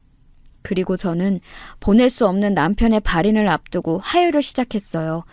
갑자기 아래에서 피가 쏟아지더라고요. 그렇게 저는 뱃속의 아이마저 연달아 보내야 했습니다. 미칠 것 같았어요. 제정신으로는 버틸 수가 없었네요. 살아있되 살아있는 게 아니었습니다. 완전히 넋이 빠져 있었고 저는 하루하루를 어떻게 살아야 하는지조차 알지 못했어요. 의미가 없더라고요. 대체 왜 제가 더 살아야 하는지 그걸 알 수가 없었어요. 살아봤자 무슨 소용인가 싶었을 때 저를 2층에 붙잡아 놓은 건 바로 그만 살고 싶다고 하시던 시어머니셨어요. 우리 영복이 불쌍해서 어떡하니. 그리고 내가 너에게 미안해서 어떡하니. 그때 네가 그렇게나 불안하다고 몇 번이나 말을 했었는데 결국에 나는 그걸 듣지 않고 너를 따끔하게 나무라기만 했었지. 너희 둘을 이렇게 만든 건 그러니까 바로 나인 거야. 너희는 아무 잘못이 없는데 나 때문에 이렇게 됐구나. 내가 죽음으로 속죄할까 싶어. 자식 앞세운 부모가 더 살아서 뭘 하겠니. 내가 저승에 가서 우리 영복이 그리고 세상 빛도 보지 못한 우리 손주 어쩌고 있는지 볼 테니 너는 부디 새로 출발해서 잘 살다가 늦게 저승 구경 왔으면 좋겠구나. 어머님, 안 돼요. 무슨 말씀하시는 거예요? 어머니께서 그렇게 가시잖아요? 그러면 저희 애기 아빠도 어머님을 절대 안 맡길 거예요. 왜 왔냐고 화만 내겠죠. 어머님, 제발 안 좋은 생각하지 마세요. 제가 친정이 없다시피 자란 사람인 거 어머님도 아시잖아요. 저에게는 시댁이 친정이나 다름없었어요. 그런데 제가 남편과 아이를 잃은 것도 모자라 친정 엄마 같으신 분마저 잃어야 하나요? 그런 비극이 또 어디 있어요? 저도 모르게 울면서 외쳤습니다. 시어머니께서 나쁜 선택을 하시지 않기만을 바랐으니까요. 시어머니께서는 스스로를 탓하고 계셨지만 저는 그렇게 보지 않았어요. 결국 그곳에 간 것은 남편의 선택이었고 더 강하게 말리지 않은 제 선택이었으니 이미 이렇게 벌어지고 만 일에서 누구의 책임을 묻는 것은 의미가 없었습니다. 무엇보다 시어머니께서 자책하시는 것을 남편이 하늘에서 결코 바라지 않을 것 같았네요. 저는 몇 번이고 시어머니를 달래드렸고 그런 저에게 시어머니께서는 고마워하셨습니다. 시간이 약이라는 말처럼 몇 달이 지나자 시어머니께서는 본래의 안색을 되찾으셨으며 어떻게든 꾸역꾸역 일상을 살아가기 시작하셨죠. 그만 살고 싶었던 저는 시어머니를 달래드리다가 제 일상으로 자연스레 돌아와 있었어요. 먹고 살아야 하니까 다시 직장에 나가기 시작했고요. 남편의 병원비가 막대했던 탓도 있고 저희 부부가 살던 집은 처분하였으며 저는 아담한 투룸 빌라에서 혼자 살았네요. 애써 웃음 지으며 노력하며 그렇게 살았어요. 시부모님께서는 저를 애틋하게 여기심과 동시에 저를 보면 남편이 생각나시는지 힘들어하기도 하셨습니다. 은연중에 저는 약간의 죄책감을 갖고 있었죠. 만약 나를 만나지 않았더라면 내 남편이 그런 운명을 피할 수 있지 않았을까? 나를 만났기 때문에 단명한 건 아닐까? 그런 생각이 들 때마다 면목이 없었습니다. 사실 시동생이 그때 편을 들어주지 않았더라면 저는 눈치가 보여서라도 남편에게 이 결혼 못하겠다고 했을지도 모를 일이었죠. 저희 부부의 결혼에 손을 들어주었던 시동생은 몇 년 후에 결혼을 했습니다. 결혼하게 됐다는 소식이 들려오자 남편 생각이 나더군요. 여보, 당신 동생 말이야. 수더분하고 조용한 사람하고 결혼하더라? 그때 내기 기억나? 당신이 이겼어. 내가 당신 소원을 들어줘야 하는데 뭘 원하는지 알 수가 없어서 답답하네. 당신이 원하는 게 뭔지 꿈에 나와서 말해줘. 내가 그거 이뤄줄게. 저는 혼자 그렇게 몇 번이고 남편을 향해 말했으나 어떤 식으로든 응답은 없었어요. 하늘나라에서 잘 지내고 있을 거라고 생각했네요. 집안의 막내가 결혼을 하게 되었으니 분명히 경사였습니다. 행복한 순간이었죠. 그래서 저는 그 결혼식장에 가지 않았어요. 제가 있으면 마음껏 행복한 얼굴로 웃으실 수 없는 시부모님을 알았기 때문입니다. 두 분을 위해 가지 않은 저는 대신에 축하 인사를 성의껏 잘 전했어요. 시동생은 제 인사에 그저 감사합니다 하고 끝냈으나 동서될 사람은 조금 달랐습니다. 커피 사 먹으라고 쿠폰도 같이 보내주시고 정성스럽게 축하 메시지 보내주셔서 정말 감사드려요. 그간 제가 말씀으로 전해 듣기만 했고 사진으로만 뵌 게 전부이지만 이제는 가끔 연락드리면서 그렇게 지내도 될까요? 형님? 아, 제가 형님이라고 불러도 되는 거 맞죠? 당연하죠. 그렇게 먼저 말해줘서 고마워요. 나야말로 종종 연락하고 싶네요. 앞으로 행복하게 잘 살기 바래요. 네, 잘 살아볼게요. 제가 외동이고 친구도 거의 없어서 너무 심심하고 외롭게 살았는데 결혼하고 나니까 제 울타리가 든든하게 생긴 느낌이라서 너무 좋아요. 형님도 저희 소중한 새 인연이니까 앞으로 잘 지내보고 싶어요. 제가 아랫사람으로서 잘할게요. 소심한 성격인 것인지 말을 하면서도 숨을 조금 떠는 게 느껴지더라고요. 자기 딴에는 대단한 용기를 냈다는 표시였겠죠. 너무 귀엽게 보이더라고요. 남편과 연애하던 시절에 제가 저랬었을까 싶은 생각이 들면서 잠깐 옛 추억에 잠겨들기도 했었고요. 저는 동서가 부모님의 이혼을 겪어서 편모 가정에서 자라왔다는 것밖에는 알지 못했었어요. 그 외에는 아주 평범한 사람이라고만 생각했었죠. 그냥 성격이 조금 소심하고 내성적인 사람 말이에요. 동서는 조용하다는 면에서는 시동생하고 잘 맞았던 것 같아요. 시동생이 원체 사족을 싫어하고 할 말만 하는 스타일이었으니까요. 하지만 아기자기한 감성이 있는 동서와는 다르게 시동생은 잔정이 없는 유형이라 이런 것에서 동서가 살짝 서운함을 느끼게 되었든 싶더라고요. 제가 그냥 동서하고 연락을 주고받으면서 느낀 바로는 그랬어요. 동서가 임신을 하게 되었고 컨디션이 하도 안 좋아서 병원을 꾸준히 다니며 진료를 받는다더니 이런저런 일로 바쁘게 된 건지 연락이 뚝 끊기다시피 되었어요. 저는 그러려니 했죠. 만나보지도 못하고 떠나보낸 제 아이가 떠오르던 참이었기에 차라리 동서의 임신 시기에 연락을 안 주고 받는 게 나을 거라는 얄팍한 생각도 잠시 했습니다. 그런데 얼마 후 갑작스러운 소식이 들려왔어요. 오랜만에 시어머니와 통화를 하다가 듣게 되었네요. 네? 어머님, 아기가 떠났다니요? 그 말씀은 지금 동서가 혹시 유산을 했다는 건가요? 아니, 언제 그런 거예요? 그래, 그렇게 되었더구나. 병원에서 태어난 지 오늘로 이틀 됐어. 네가 작은 애하고 사이가 좋은 것 같길래 내가 언지를 미리 주는 게 좋을 것 같기도 해서 이렇게 말해주는 거야. 아휴, 내가 늙었으면 이만 죽어야 하는데 내가 이렇게 살아있어서 자꾸 애꿎은 귀한 새 생명만 떠나가는 건가 싶고 영 마음이 안 좋구나. 절대 어머님 탓 아니니까 그렇게 여기지 마세요. 이렇게 될 일이었나 보죠. 아휴, 동서가 상심이 크겠네요. 제가 최근에는 연락을 안 해서 모르겠지만 어쨌든 임신했다고 엄청 조심조심하며 지냈던 것 같던데요. 보통 조심하면서 지낸 게 아니지. 무척 애를 썼는데도 그렇게 뱃속 생명을 잃었으니 지금 작은 애 상태가 말이 아니야. 특히나 너도 어느 정도 알잖니? 우리 막내 영훈이 말이야. 걔가 얼마나 멋대가리가 없니. 근데 자기 부모한테만 그러고 말 것이지 어쩜 자기 마누라한테도 그런다니? 근데 내가 나서자니 며느리 입장에서는 그것마저 스트레스가 될까봐 걱정이구나. 그에 앞서서 나도 사실은 또 이런 일을 겪으니까 심란해서 엊그제부터 밤에 잠이 안 와.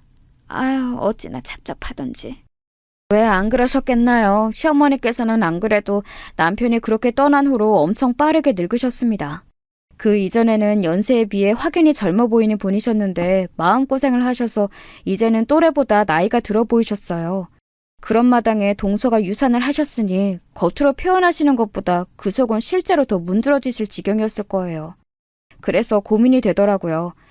시어머니께서는 당신 스스로를 추스리시기에도 벅차신 분인데 동서의 상황을 무척 안타까워하고 계시고 더 고민을 하다가 그래도 도리는 하고 사는 게 맞는 것 같아서 메시지를 몇 통 남겼어요. 건강 잘 챙기고 너무 슬퍼하지 말라는 내용이었네요.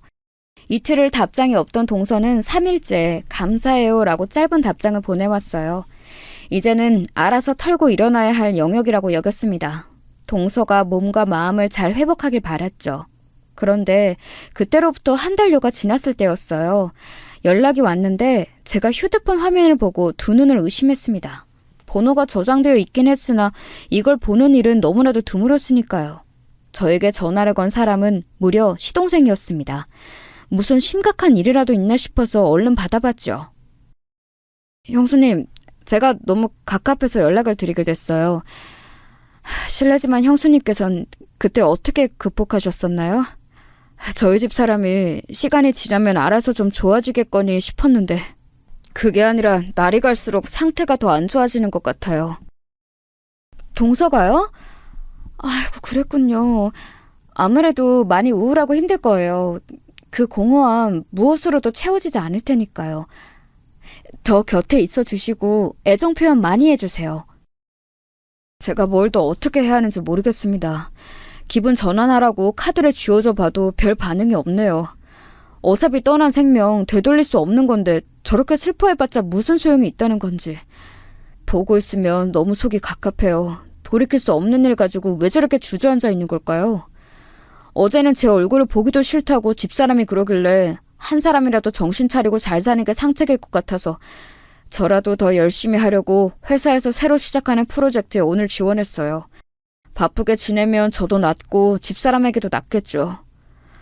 그런데 혹시 형수님께서 집사람한테 정신 차리라고 말씀 좀 해주실 수는 없을까요? 네? 정신을 차리라뇨? 지금 인생에서 가장 힘든 고비를 넘고 있을 사람에게 어떻게 그런 매정한 말을 할 수 있겠어요. 그건 말도 안 되는 일이죠. 동서에게는 제가 연락해보고 한번 찾아가 볼게요. 시동생은 당황했는지 우물쭈물하면서도 죄송하다는 인사 같은 건 안 하더군요. 어째서 동서가 유산으로 충격받은 심신을 조금도 회복하지 못하고 점점 악화되어 가고 있는지 알 것만 같아졌습니다. 동서에게 메시지를 보내놨는데 답장이 없길래 그냥 대뜸 찾아갔어요. 어차피 시동생이 집에 없을 시간인 거 알았으니까요. 그랬더니 초췌한 얼굴의 동서가 저를 맞아주었습니다. 설마 형님? 여기는 갑자기 어쩐 일이세요? 어쩐 일이긴 동서 보러 온 거지. 집에 있었으면서 내 연락은 왜 안 받았어? 그러니까 내가 직접 올 수밖에 없었잖아. 사람이 죽었는지 살았는지 궁금하고 걱정되는데 어떻게 알아보겠어. 저희 남편에게 연락을 해보셔도 저 살아있는지 정도는 알 수 있으셨을 텐데요. 몰라. 그런 정남이 없는 냉혈한 같은 사람 별로 연락하고 싶지도 않아.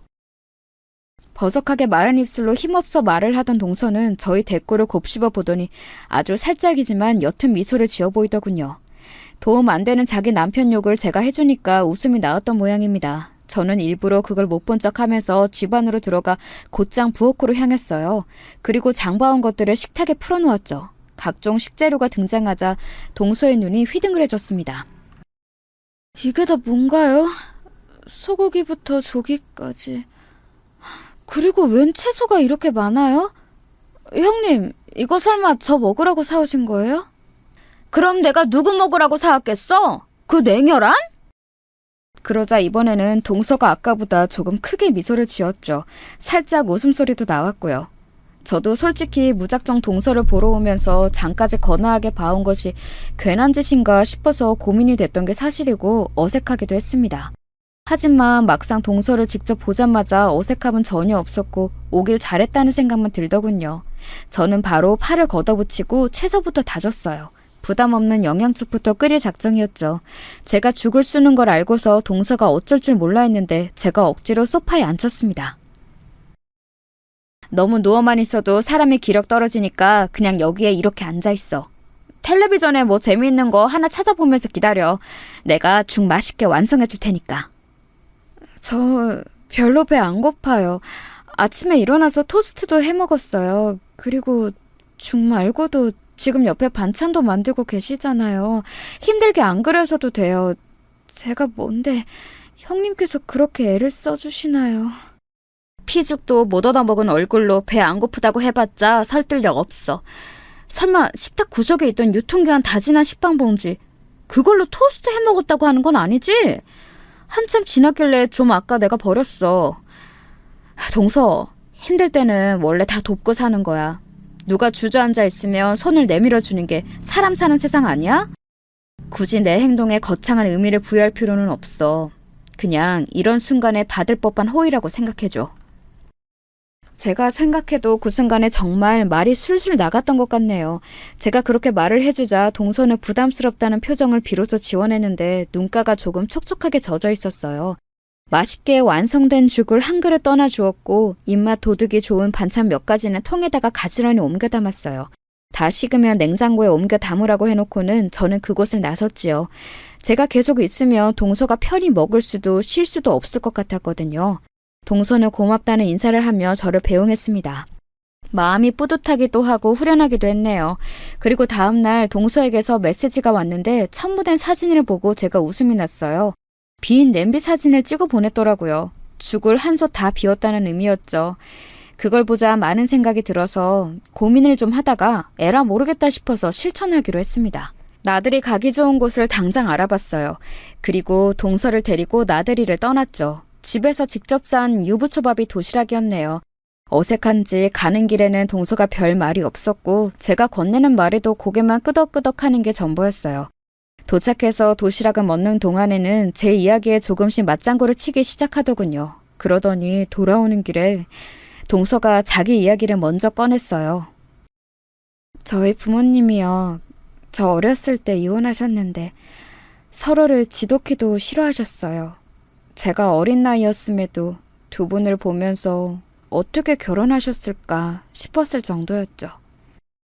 그런데 알고 보니 제가 생겼기 때문에 두 분은 급하게 결혼을 하신 거였더라고요. 그거 알고 나서부터 저는 제 존재가 죄스러울 때가 많았었던 것 같아요. 저만 아니었어도 두 분은 결혼이며 이혼을 하실 필요가 없었겠죠. 그게 어떻게 동서 잘못이야? 태어난 아이에게는 죄가 없어. 모든 건 언제나 어른들의 잘못이고 어른들이 책임져야 할 몫이야. 아이에게는 잘못이 없는 거니까 동서가 그렇게 생각 안 했으면 좋겠어. 정말 그렇게 생각하세요? 제 속마음을 꺼내본 적도 거의 없긴 하지만 그렇게 말해주는 사람을 만난 건 정말 처음이에요. 감사해요, 형님. 동서가 금세 눈물을 글썽하더라고요. 동서는 그런 생각을 갖고 살아와서 그런지 남에게 미움받는 걸 두려워해서 어디를 가도 자기 의견을 안 내세우고 남들이 하자는 대로 따르며 조용히 살아왔더라고요. 그래서 동서와 시동생은 너무나 본인과는 다른 상대에게 끌렸었던 걸지도 모르겠어요. 정작 동서는 시동생의 무정한 면모들을 다 알지도 못한 채로 결혼했으며 시동생은 동서의 집안 사정을 자세히 알지 못하고 있었더군요. 속으로 결혼이란 뭘까 싶었네요. 저는 제 엄마로부터 모진 소리를 들어봤던 입장이기에 누구보다 진심으로 동서를 위로할 수 있었어요. 그리고 뱃속의 아기를 똑같이 잃어본 사람이었기에 동서에게 공감할 수 있었죠. 가만 보니까 서로 통하는 구석이 많더라고요. 서로 가까워진 나들이 이후 저는 동서에게 시시껄렁한 농담이나 담긴 메시지를 자주 보냈죠. 일부러 그랬어요. 동서가 일상의 활력을 찾았으면 해서요. 별것 아닌 주제로 대화도 나눠보면서 저희는 어느새 서로가 떠나보낸 뱃속의 아기 이야기도 나누게 되었습니다. 하늘나라에서 둘이 손장난치면서 놀고 있을 거라고 저희는 그런 따뜻한 농담을 주고받았네요. 점차 스스로가 친 벽을 깨기 시작한 동서는 어느 날 또렷한 눈빛으로 저에게 말을 해왔어요. 형님, 저 일을 다니고 싶어요. 저 스스로에게 좀 더 당당해지고 떳떳해지고 싶다는 생각이 들었어요. 형님이 연차이니 반차이니 회식이니 이런 말씀을 하실 때마다 저는 속으로 부럽다, 멋지다 이런 생각을 하고 있었는데 눈치채셨는지 모르겠네요. 그런데 형님, 제가 혹시 서비스직을 해낼 수 있을까요? 외향적으로 살아보고 싶어서 큰 결단 내린 거예요. 동서가 그런 생각을 하고 있었어? 아, 그랬구나. 나는 잘한 결단이라고 봐. 뭐든지 부딪혀봐야 결과를 아는 법이지. 동서, 내가 서비스직으로 초보자가 일하기 어디가 좋은지 한번 알아봐 줄게. 안 그래도 그것 때문에 막막했던 건데 정말 감사해요. 형님은 저를 항상 앞으로 나아가게끔 만들어주시네요. 마치 꼭 동화 속에 나오는 키다리 아저씨 같아요. 사실 말이지. 나는 동화 속에 나올 법한 그런 이상적인 존재가 아니야. 그저 나도 이런 걸 받아봤기 때문에 베푸는 법을 아는 것뿐이야. 내가 힘들고 어려웠을 때 나에게 손을 내밀어준 존재들이 있었어. 나에게 아무런 대가도 바라지 않았고 내가 앞으로 나아가기만을 바라줬지. 나는 살면서 그 은혜를 한시도 잊어본 적이 없어. 솔직히 말하자면 동서를 보며 예전에 내가 떠오르기도 했고 나를 도와준 그들의 흉내를 내보고 싶다는 욕심도 있어서 열심히 도와준 거야. 정말요? 형님에게 그런 일이 있었군요. 그럼 지금 형님을 도와주셨던 그분들은 어떻게 지내세요? 결혼하기 전에 찾으려고 했는데 생각처럼 안 되더라. 지금은 그냥 다들 행복하기만을 기도하고 있는 중이야. 저의 진심에 동서는 되려 환하게 웃어 보였어요. 제 이야기가 아주 마음에 든다는 듯이 말이죠. 저는 업계에서 평가가 좋은 서비스 직종 몇 개를 동서에게 추천해 주었어요. 그리고 동서는 정말로 몇 주 뒤에 일을 시작했습니다. 대단하고 대견하더라고요. 동서의 변화에 시동생은 되게 떨떠름해했는데 그런 자기 남편을 동서가 개코도 신경 안 쓰고 하고 싶은 대로 일을 다니기 시작했다는 것이 통쾌했습니다. 대리만족까지 느껴지더라고요. 사실 저는 동서가 어찌됐든 금전적으로 힘을 얻고 싶어서 그러는 줄 알았어요. 자기 돈이 있어야 당당한 법이니까요. 그런데 이게 웬일인가요? 동서가 일을 시작한 지 딱 3개월을 채웠을 때 저에게 명품백을 사주었어요. 형님, 이거 받으세요. 그간 제가 일한 돈을 모아서 산 거예요. 동서! 아니, 내가 명품의 문외한이지만 이게 얼마짜리인지는 알아. 이걸 사려면 3개월 받은 돈을 모두 쏟아야 했을 텐데? 그 아까운 걸 어떻게 여기에다 써버렸어? 미치겠다. 동서, 얼른 일어나. 이거 환불 받으러 가자. 영수증 어디 있어? 형님, 진정하고 일단 앉으세요. 드릴 말씀이 있어요. 사실은 저희 부모님이 지금까지도 워낙 서로를 싫어하시고 전혀 안 보고 사셔서 엄마하고 자란 제가 아빠 이야기를 엄마에게 전해드린 적이 없는데요. 저는 아빠하고 따로 연락 주고받으면서 잘 지냈어요. 그리고 그런 저희 아빠가 간단히 말씀드리면 기업체 사장님이세요. 사회적으로 많이 성공하신 분이에요. 제 입이 쩍 벌어졌습니다. 수줍은 동서의 얼굴과 금수저였다는 사실이 도저히 매치가 안 되더라고요. 말 그대로 세상에 이런 일이었어요. 어떻게 이런 반전이 있나 싶었죠. 재혼하신 아빠에게 굳이 손 벌릴 필요를 못 찾아서 그냥 살았다는 동서의 말에 헛웃음이 나왔습니다. 시동생이 워낙 벌이가 괜찮은 편이고 또 본인이 세상에서 가장 잘난 줄 아는 사람이기 때문에 동서 집안의 경제력을 물어본 적도 없기 때문에 여러모로 금수저라는 사실은 묻혀있을 수밖에 없었던 거예요. 하긴 동서만 봐도 돈으로 사치 부리면서 사는 유형하고는 거리가 멀었죠. 성격 자체가요. 제가 놀란 가슴을 진정하지 못하고 멍하게 명품백만 어루만지고 있는데 동서가 머뭇거리다가 말을 하더군요. 저에게 필요한 건 어떤 계기였던 것 같아요. 작은 세상을 깨고 나갈 계기 말이에요. 그걸 형님께서 저에게 주신 것 같더라고요. 저는 지금까지 부모님께 항상 죄송한 자식이니까 잘난 것 없는 못난이니까 새로 가정을 꾸리신 아빠에게 손을 벌린다는 건 죄를 짓는 거라 생각했어요. 그런데 저는 어쨌든 아빠 딸이고 아빠는 진심으로 저를 사랑하고 계시고 거리낄 건 사실 없는 거였더라고요. 이 사실을 오롯이 마주하는데 아주 오래 걸렸네요. 다 형님 덕분에 제가 밝아지고 욕심도 생기게 된 것 같아요. 일은 힘들지만 제가 밖에서 사회 경험을 쌓고 있다는 것 자체로도 즐거워요. 이 가방은 그 감사의 표시이고요. 제가 따로 답례를 드리고 싶은 게 있는데 형님 혹시 그 은인이라는 분들을 찾고 싶지는 않으신가요? 저의 아빠가 기업체를 이끄시는 분이다 보니 발도 넓으시고 여러 수단도 갖고 계시거든요. 동서가 눈을 찡긋해 보인 순간 제 심장이 뛰었습니다. 저를 도와주셨던 학교 선생님께서는 그 후로 몇 년 뒤에 교편을 놓으셨어요. 열심히 제가 물어가며 근황을 찾았었는데 집안 사정 때문에 외국에 가서 사시게 된 것이었더라고요. 새로이 인생을 사실 테니 잘된 일이라 여겼지만 관건은 제 친구였죠. 제 친구와 그 부모님이요. 제 선에는 찾을래야 찾을 수가 없었어요. 고민하던 저는 동서를 향해 고개를 끄덕이고 말았습니다. 그리고 2주가 지났을 때였어요. 동서의 다급한 전화를 받았는데 제 친구를 찾았다고 했습니다. 날아갈 듯이 기뻤네요. 저랑 동서가 신나서 통화를 하는데 옆에서 들리는 시동생의 목소리, 자기만 두고 왜 신이 났냐면서 투덜거리더군요. 그러거나 말거나 동서는 신경 안 쓰고 저하고 계속 대화를 이어나가는데 웃겨 죽는 줄 알았네요. 시동생과 동서의 관계가 설마 이렇게 흘러갈 줄이야. 이래서 인간관계는 두고 봐야 한다는 거구나 싶었네요. 저는 용기를 내어 그 친구를 찾아갔어요. 전화를 하면 너무 갑작스러울까봐 그 친구가 일을 하고 있다는 지방의 어느 감자탕집으로 손님을 가장해 찾아갔습니다.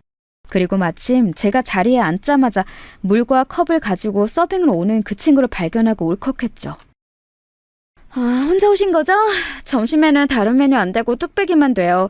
그걸로 하나 내올게요. 저기 혹시 나 못 알아보겠어? 나는 너를 보자마자 딱 알겠는데. 네? 손님 갑자기 그게 무슨... 어라? 설마... 어머나! 세상에 너 연주구나! 내 친구 연주야! 그 친구가 손으로 입을 틀어 막으며 놀라더니 이내 눈시울을 붉혔습니다. 고개를 끄덕이는 제 눈에도 어느새 눈물이 달려 있었죠. 사장님께 양해를 구하고 저는 그 친구와 마주 앉아 대화를 나눌 수 있었어요. 그리고 기구한 그 친구의 이야기를 접하고 내내 탄식하였죠. 궁금했던 그 친구의 부모님께서는 세상을 뜬 지 오래라고 하였습니다. 모친께서 희귀 질환에 걸려 고생하시다가 돌아가셨는데 상심이 크셨는지 3년 후에 부친께서도 암으로 돌아가셨대요. 그 친구는 연달아 겪은 비극에 힘들어하다가 자기 남편과 사이가 안 좋아져서 싸움 끝에 이혼을 했고 미천도 경력도 없는 상태에서 혼자가 되자 돈을 벌기 위해 아등바등하며 지내고 있는 중이라고 했어요. 서로의 손을 맞잡고 눈물을 흘리며 앞으로 자주 연락하며 살자고 했죠. 그리고 다음 날 동서가 후기를 기다리고 있길래 제가 솔직하게 말해줬어요. 그 친구 지금 사정이 좋지 못해서 열심히 노력하는 중이라고요. 그러자 동서가 뜻밖의 제안을 바로 꺼내는 게 아니겠어요? 형님, 저희 아빠가 중장년층을 위한 실버 카페 같은 걸 기획하고 계시거든요. 정부 지원금 때문에 장애인 직원을 채용하시다가 실버 카페도 생각을 하게 되셨대요. 카페이다 보니까 아무래도 여자인 저보고 혹시 해보지 않겠냐고 물어보셨었는데 제가 어떻게 그런 걸 어르신들께 가르쳐드리고 운영을 하겠어요. 말도 안 되는 일이죠. 그런데 제 생각에는 형님하고 그 친구분이면 말이 되는 것 같아요. 포옹력 좋으시고 생활력 강하시고 야무지시잖아요. 뭐? 그런 엄청난 일을 대뜸 우리가 어떻게 맡아서 해. 동서, 그건 너무 큰일이야.